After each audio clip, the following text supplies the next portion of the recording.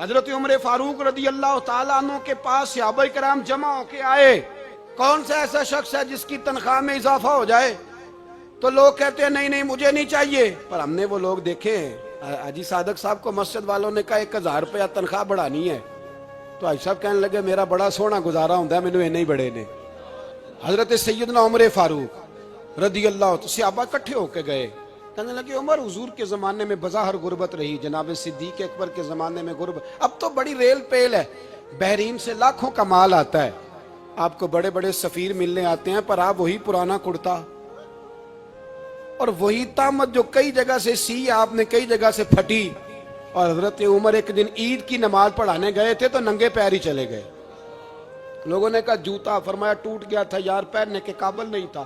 فرمایا ننگے پیر آ گئے اور لوگ کیا کہیں گے؟ فرمایا چھوڑو, عمر کے پاؤں ننگے ہیں لیکن عمر کے کردار میں تو کوئی شک نہیں نا, پیر ہی ننگے ہیں نا, کیا ہوا؟ چھوڑو اس بات کو, کوئی پیار نہیں دنیا داری سے, دولت سے کوئی چکر ہی نہیں. حضرت سیدنا عمر فاروق رضی اللہ تعالیٰ عنہ کو صحابہ نے اکٹھے ہو کے کہا, یہ ہے امت کے بیدار ہونے کے طریقے جو عرض کر رہا ہوں. کہا جناب آپ اب بڑا مال غنیمت ہے اور جس طرح ہر صحابی کا حصہ ہے آپ کا بھی حصہ ہے, تو ایک نیا کرتا ہی ڈال لیں آپ خرید کے.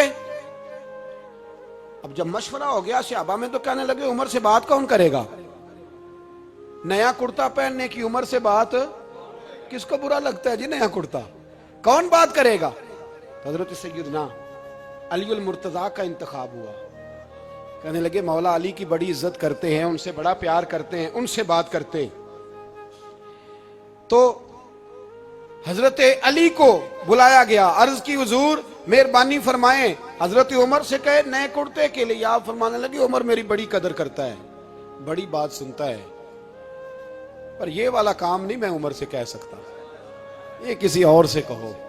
تو کہنے لگے آپ رہنمائی کر دیں, کس کو کہیں؟ تو جناب علی المرتضیٰ فرمانے لگے اگر حضرت عائشہ صدیقہ سے کہو گے تو عمر فوراً مان جائے گا, وہ مومنوں کی ماں ہیں. صحابہ حضرت عائشہ کے پاس, اماں جی عمر کو بلائیں, ان کو کہیں بڑے بڑے سفیر آئے ہوتے ہیں, وہی پرانے کپڑے پہن کے بیٹھ جاتے ہیں. اللہ اکبر. حضرت عائشہ نے پیغام بھیجا, فرمایا عمر کو بلاؤ. عمر فاروق دوڑے ہوئے آئے, پردے کے پیچھے حضرت عائشہ کے پاس گھٹنوں کے بل, اماں جی دیر تو نہیں کر آیا میں آنے میں؟ حکم ہو, حضور کے گھر سے پیغام آیا, بڑے بڑے سفیروں کو چھوڑ کے بھاگے. حضرت عائشہ صدیقہ کہنے لگی عمر دیکھو جائز پیسے ہوں تو اسلام اچھے لباس سے منع نہیں کرتا, اب بڑا بڑا مال آیا ہے, اب تیرا بھی حصہ ہے, تو صحابہ کرام کی خواہش ہے کہ نیا کرتا پہن لو, بڑے بڑے سفیر آتے ہیں, حرج بھی کوئی نہیں, جائز بھی ہے, کو منع نہیں. حضرت عمر نے گردن جھکا, جی اماں جی, جی اماں جی, جی اماں جی. حضرت عائشہ کہتی ہیں بات ختم ہوئی, عمر نے گردن اٹھائی تو عمر کی داڑھی آنسوؤں سے بھری ہوئی. کہتی ہے مجھے کہنے لگے اماں جی میں تو صرف مسجد میں دیکھا کرتا تھا, آپ تو مصطفیٰ کو دن رات دیکھتی تھیں, جس طرح کے کرتے آمنہ کے لال نے پہنے ہیں مجھے بھی پہنا دو, میں تیار ہوں, میں پہن لوں گا, میں تیار ہوں, پر جس طرح کے میرے نبی نے پہنے. حضرت عائشہ کہتی ہے میں پھوٹ کے روئی, میرا پلو آنسوؤں سے بھر گیا. فرماتی ہیں میں عمر کی بات سنتی گئی تو میرا پلو آنسوؤں سے, میں نے کہا عمر تو جا, تو ٹھیک ہے. فرماتی ہے عمر فاروق سلام کر کے اٹھے, امیر المومنین چلے گئے. اس کونے میں صحابہ چھپے ہوئے تھے, وہ آئے, کہا اماں جی کیا بات ہوئی؟ تو میں پھر رو پڑی. میں نے کہا کیا بتاؤں, تمہیں پرانے کرتے نظر آتے ہیں, اسے محمد عربی کے جلوے نظر آتے ہیں, اسے رسول اللہ کا رنگ نظر آتا ہے, اسے وہ غلامی نظر آتی ہے. عمر کو دنیا سے پیار, اور دنیا سے پیار نہیں تھا, دعا پتہ کیا تھی؟ یوں جھولی اٹھا کے اللہ مرزقنا شہادتن فی سبیلک وجعل موت فی بلد حبیبک. اللہ عمر کو بسترے والی موت نہ دینا, موت شہادت کی دینا, پر میں میدان میں جا کے نہیں مرنا چاہتا, مجھے رسول اللہ کے شہر میں موت چاہیے, باہر جا کے نہیں, یہی میدان لگے مدینے میں, یہی موت آئے, اسباب بنا, میں مدینہ بھی نہیں چھوڑنا چاہتا. او بھائی ان لوگوں کو نہیں پیار تھا. جناب صدیق اکبر کا وصال ہوا تو زہر کے اثر سے, وہ جو آپ کو زہر لگا تھا بعض مفسرین نے لکھا ہے کبھی کبھی وہ جو سانپ نے ڈسا تھا تو کبھی کبھی اس کا اثر آتا تھا، بس اللہ نے شہادت دینی تھی کبھی کبھی، ورنہ تو بڑی شفائیں تھیں۔ حضرت عمر شہید، حضرت عثمان، جناب علی، امام حسن، امام حسین، علی اکبر، علی اصغر، حضرت عباس، حضرت سعد بن معاذ، حضرت امیر حمزہ، مصعب بن عمیر۔ میرے محبوب نے تو لسٹ بنائی شہیدوں کی، لسٹ بنائی شہیدوں کی۔ شہادت سے پیار کیا رسول اللہ صلی اللہ علیہ وسلم کے غلاموں نے، پیار کیا شہادت سے، اسی لیے تو کافر اٹھ نہیں سکا کہ شہادت سے حضرت سعد بن معاذ رضی اللہ تعالیٰ عنہ کو زخم لگ گیا، جنگ سے زندہ آ گئے لیکن زخم ہے، رو کے کہنے لگے محبوبہ سارے شہید ہو گئے، میں ایسے ہی رہ گیا۔ حضور نے فرمایا نہیں، رب تجھے بھی شہادت کی موت ہی عطا فرمائے گا۔ اسی زخم میں پردہ ہو گیا۔ میرے بھائی حضرت عمر بن جموح رضی اللہ تعالیٰ عنہ 4 بیٹے لے کے احد کے میدان میں آئے، کہا محبوبہ میرے 4 ہی تھے، میں سارے لے آیا ہوں، سارے ہی قبول ہیں؟ فرمایا ٹھیک ہے۔ پھر خود بھی زرہ پہن لی، ایک ٹانگ سے لنگڑے تھے، ٹانگ چھوٹی تھی۔ حضور نے فرمایا تو نے کیوں لباس پہن لیا ہے؟ کہا حضور میں نے بھی تو جہاد پہ جانا ہے نا۔ تو حضور نے فرمایا تیرے 4 بیٹے جو جا رہے ہیں، تو کہا یا رسول اللہ کیا لنگڑے جنت میں نہیں جا سکتے؟ حضور لنگڑے اللہ کو قبول نہیں، میں نہیں جا سکتا۔ تو میرے نبی پاک صلی اللہ علیہ وسلم نے فرمایا نہیں، جنت تو تیرا انتظار کر رہی ہے۔ کہا حضور پھر میں بھی جاؤں گا، بچے جائیں گے تو میں بھی جاؤں گا۔ ایک بی بی احد کے دن 3 سال کا بچہ لے کے گھر سے نکلی، بیبیوں کو کہتی ہے میرا خامد بھی بدر میں شہید ہوا، بھائی بھی اور باپ بھی، آج حضور نے پھر بلایا ہے، دل کرتا تھا کوئی جوان بیٹا ہوتا تو میں پیش کرتی، پر اب میرے پاس یہ 3 سال کا ہی ہے۔ بچہ لیا مدینے میں مسجد نبوی میں، حضرت بلال سے کہنے لگی 2 منٹ حضور کا دیدار چاہیے۔ نبی پاک آئے، کیسے آئی ہو؟ کہنے لگی محبوبہ میں شہید کی بیٹی، شہید کی بہن، شہید کی بیوہ ہوں، میرے پاس اب جوان تو کوئی نہیں، یہ 3 سال کا ہی ہے۔ حضور نے مسکرا کے فرمایا یہ کرے گا کیا کرے گا؟ کہنے لگی حضور سنا ہے اسلحہ تھوڑا ہے، ڈھال کی ضرورت ہے، لوہے کی ڈھال ہوتی تھی، جب تلوار آتی تھی تو آگے کی جاتی تھی۔ کہا محبوبہ میرا شہید کی اماں بننے کو بڑا دل کرتا ہے، یہ میرا 3 سال کا لے جاؤ، جب تیر آپ کی طرف آیا تو میرا بیٹا آگے کر دینا، یہ ڈھال کا کام تو دے گا نا۔ ہنستے ہوئے محبوب کی آنکھوں میں آنسو آئے، بچے کو پکڑ کے سینے سے لگایا، ماتھا چوما، فرمایا جا تیرے ساتھ وعدہ ہے قیامت کے دن تجھے شہید کی اماں کہہ کے ہی پکارا جائے گا، وعدہ ہے تیرے ساتھ تجھے شہید کی۔ میرے بھائی مرنے کو دل ہی نہیں مسلمان۔ میرے نبی پاک صلی اللہ علیہ وسلم نے فرمایا جس کے دل میں کبھی شہادت کی آرزو پیدا نہیں ہوئی، اس کے سینے میں دھڑکنے والا دل مومن کا ہے ہی نہیں، وہ تو منافق ہے۔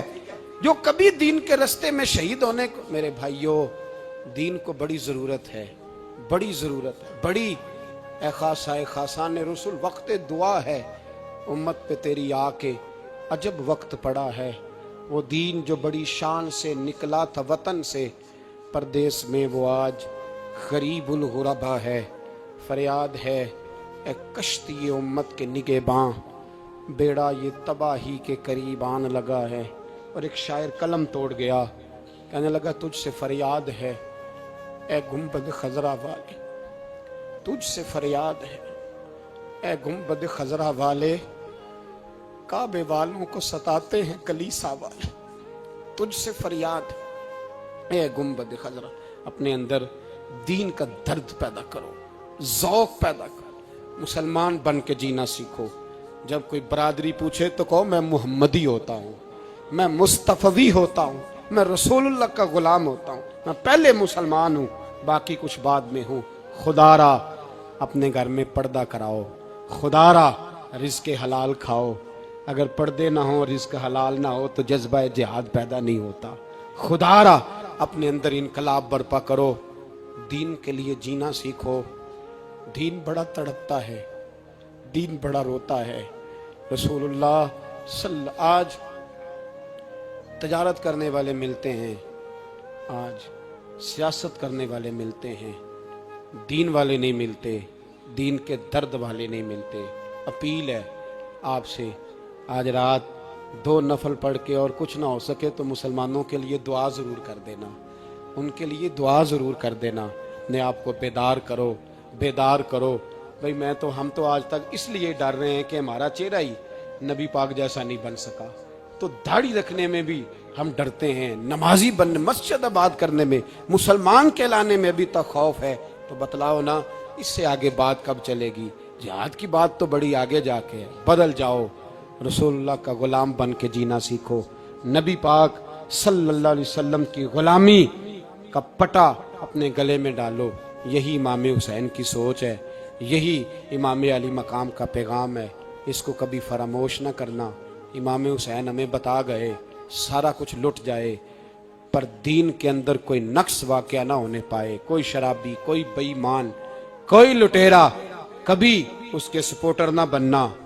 हमेशा, वो किसी शायर ने कहा था, हमसे ना रकम होंगे कसीदे यजीद के। किसी ने कहा, किसी जालिम ने, मेरी सपोर्ट कर, मेरी बात कर, तो उसने कहा हमसे ना रकम होंगे कसीदे यजीद के, क्योंकि हम लोग तो हुसैन के सीरत निगार हैं। हम लोग तो हुसैन के सीरत निगार हैं। ये मुहर्रम के जो दिन है, ये इनकलाब के दिन है, रोने पीटने के नहीं, इनकलाब के दिन, जज्बों की बेदारी के दिन, जुल्म की आंखों में आंखें डालने का जज्बा पैदा करने के दिन। इसको उसी रंग में लो। बंदा जिससे प्यार करता है ना, वो बंदा कभी कभी फिर प्यार का फायदा नाजायज भी उठाता है, कभी कभी ये भी नुकसान लोग करते हैं। पहली बात तो ये कि जब प्यार हो जाए तो उसका फायदा जायज भी नहीं उठाना चाहिए। जिसने फायदा उठा लिया तो उसने तो इस्तेमाल किया ना। तो होता है हमारे घरों में कि अगर बच्चा अम्मा के काबू में, तो फिर अम्मा जो दिल करता है कराती है, और जो उसको कह देती है फिर वो कहता है ओहो मेरी अम्मा नु आखे है, पर वो डंडा उठा लेता है। आओ देखता है ना ताओ देखता है। ये भी इमोशनल करना है, कर लेते हैं लोग। बेटी को भी पता चल जाए ना अब्बा मेरी बात मानता है, तो वो सारे बच्चे कहना सैर करने जाना है, तो अब्बा जी को कौन मनाएगा? तो कहती है तुसी चुप कर जाओ, अब्बा जी को मैं बात करूं। उसे पता है मेरे से प्यार करता है। अब बात को समझ ले, ये एक इमोशनल करने का तरीका होता है, लोग कर लेते हैं। और वो बंदा चूंकि प्यार कर रहा होता है, तो प्यार करने वाला बहरहाल कहीं ना कहीं फिर काबू आ जाता है। वो इस्तेमाल भी हो तो हो जाता है, लेकिन वो बंदा ठीक होता है, क्योंकि वो इस्तेमाल हो भी रहा है, तो हो तो प्यार में रहा है ना, प्यार में हो रहा है ना। समझ ले मेरी बात को। हजरत साद बिन नबी वकास रदी अल्लाह तआला अन्हु का ना अपनी माँ से बड़ा प्यार था, बड़ा प्यार था अपनी वालदा से। तो हजरत साद बिन नबी वकास कलमा पढ़ गए। अम्मा जी ने भूख हड़ताल कर दी। उसे पता था कि मेरा पुत्र मुझसे प्यार बड़ा करता है, मैंने बिल आखिर मनवा लेना। थोड़ी सी आबादी थी, एक घर के अंदर जो मसला छिड़ता था ना, उसका सारे शहर को पता चल जाता था। अब कोनों में, गलियों में अब बातें भी होने लगी कि वो साद की माँ हड़ताल पे बैठी हुई है, बड़ा मसला है। अब प्रेशर बढ़ने लगा। हज़रत साद बिन नबी वकास फरमाते हैं कि वो जो मेरे करीबी लोग थे ना सहाबा, वो भी मुझे कहने लगे यार कोई रास्ता निकाल, हर चौक में तेरी बात होती है। कहते हैं मैं घर जाता तो घर वाले, बहन, भाई, बच्चे, बाप सारे कहते यार तेरी माँ मर जाएगी। अब बहुत बड़ा इशू है। हम ये कह देते हैं कि उन्होंने कुर्बानियां बड़ी दी, लेकिन आप जरा बात को समझे ना कि अम्मा भूख हड़ताल पे बैठ जाए, एक इंसान कहाँ खड़ा हो जाएगा? बदनामी अलग है, बहस अलग है, सियाना बंदा, मालदार, वजादार, कबीले वाला। हजरत साद बिन नबी वकास की माँ ने 3 दिन तक रोटी नहीं खाई, पानी नहीं पिया, बेहोश हो गई। अब जब बेहोश हुई तो शोर पड़ा, सारा मोहल्ला जमा हो गया। अब सारे लोग खड़े, और बच्चा वो है जो माँ की बड़ी मानने वाला है। अम्मा के ऊपर लोगों ने पानी शानी डाला, होश आई तो हजरत साद बिन नबी वकास करीब आए, कहने लगे अम्मा एक बात करनी है। अम्मा भी बड़ी मुश्किल से उठ के बैठ गई कि पुत्र मानने लगा मेरा। लोग भी खड़े हो गए, मुस्कुराहट भी होने लगी कि लो ना कोई बात होने लगी। या माँ कहती है कलमा छोड़ दे फिर मानूंगी। हजरत साद बिन नबी वकास कहने लगे अम्मा सुन मेरी बात, 3 दिन हो गए, मक्के का कोई कोना खुदरा ऐसा नहीं जिसमें मेरी तेरी बातें ना हुई हो, और कबीले का, इलाके का कोई शख्स नहीं। लोगों ने बड़ी बातें की, और लोग जब बातें करने पे आते हैं फिर ऊपर तक जाते हैं। ये भी कहा कि क्या दीन ये सिखाता है कि माँ भूखी मर जाए? ये भी लोगों ने कहा। मैंने हर शय सुनी, बर्दाश्त की। अम्मा अब तू मेरी बात कान खोल के सुन ले। माँ कहने लगी वो क्या? तो हजरत साद कहने लगे पैदा मुझे तूने किया है, 9 माह तेरे पेट में रहा हूं, रोटी तेरे हाथ से खाई है, तुझसे ज्यादा बेहतर मुझे कोई नहीं जानता। माँ सुन तेरी कितनी जाने? अम्मा कहने लगी 1। तो हजरत साद फरमाने लगे तेरी 1000 जान भी हो ना, तो एक एक करके सारी निकल जाए तो मैं मोहम्मद अरबी का कलमा फिर भी नहीं छोड़ूंगा। खत्म हो गई बात। ये क्या बात? वो कच्चा रंग ललारी वाला, ਜਿਹੜਾ ਚੜਦਾ ਤੇ ਲੈਂਦਾ ਰਹਿੰਦਾ ਇਹ ਇਸ਼ਕ ਤੇਰੇ ਦਾ ਰੰਗ ਮੁਹੰਮਦ ਜਦੋਂ ਚੜ ਜਾਏ ਫੇਰ ਨਹੀਂ ਲੈਂदा। ये क्या बात हुई अम्मा तेरी 1000 जान भी हो, रोटी खानी है तो खा, नहीं खानी तो ना खा। ये लफ्ज कहते हैं हजरत साद बिन नबी वकास रो पड़े, आंसू आ गए, लफ्ज कह के बाहर निकले, मजमा छट गया। जिसने जो मतलब लेना था लिया, जिसने जो कहना था उसने कहा। हजरत साद चले गए, शाम को घर आए तो अम्मा रोटी खा रही थी। तो हजरत साद फरमाते हैं कि मोहल्ले की बीबियां कहने लगी रोटी क्यों खा रही हो? तो माँ रो पड़ी, कहने लगी पुत्र मेरा है, मैंने पैदा किया है, मेरे पुत्र ने कभी जिद नहीं की, इसके दिल में कुछ है उतर गई है, कोई है, कोई कच्चा पक्का जज्बा होता तो मैं तो 2 आंसू बहाती थी तो मेरा पुत्र लौट आता था, पर किसी रास्ते का मुसाफिर बन गया है, अब कहीं पहुंच गया है और मैं इसका दर्द समझ गई हूं, जहां गया है अब वहां से ये लौट सकता। आप समझे इतना तगड़ा ईमान जिन लोगों का, उनके बारे में लोग डिस्कस करेंगे। इनको ना कुरान पाक ने बतौर नमूना बयान किया है। अल्लाह फरमाते हैं ईमान उस तरह का जिस तरह मेरे नबी के सहाबा का। ये मुनाफिकों की बात हो रही है पहले से बारे में। वाइजा कीला लहुम आमिनु कमा आमन अन्नास, जब उनसे कहा जाए कि ईमान इस तरह लाओ जिस तरह मेरे नबी के सहाबा लाए, कालू अनुमिनु कमा आमन सुफहा, तो वो कहते हैं इस तरह ईमान लाएं जैसे बेवकूफ लाएं, ये तो बेवकूफ है, हर शय नबी पाक पे कुर्बान कर रहे हैं। तो अल्लाह फरमाते हैं अला इन्नहुम हुमुस सुफहा, खबरदार हो जाओ, मेरे नबी पाक के गुलामों को बेवकूफ कहने वालों तुम बेवकूफ हो।